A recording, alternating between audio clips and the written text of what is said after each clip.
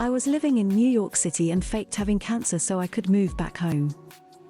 I didn't have enough money to stay in New York City, and I didn't have enough money to leave New York City. I had just ended a 5-year relationship. He was cheating. I was grateful to end it and had just enough money to get my own apartment. Also, I kept having fibroids in my breasts. They were so painful. I was able to get a prophylactic mastectomy covered by my company's insurance plan, so I took it.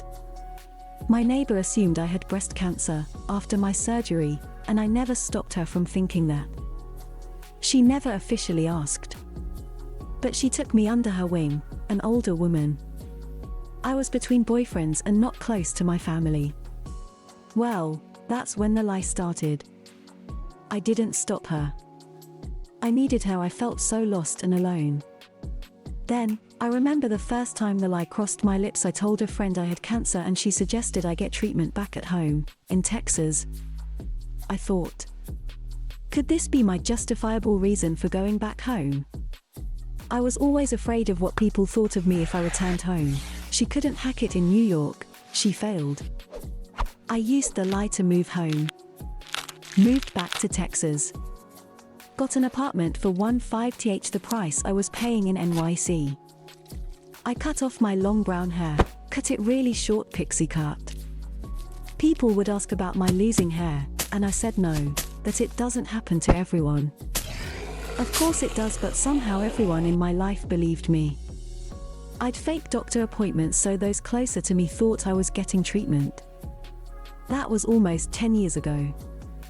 I still live in Texas and am married, with children. Having had cancer lives in my past. It rarely comes up today. Every opportunity I've had to donate walk for breast cancer, I have. The guilt is very much present. No one in my life knows about this, not even my husband.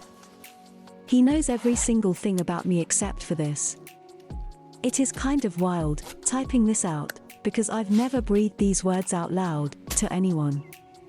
I didn't realize that a little pressure would lift up off my shoulders. Don't get me wrong, still tons of pressure, but I am feeling a little shift by sharing. P.S.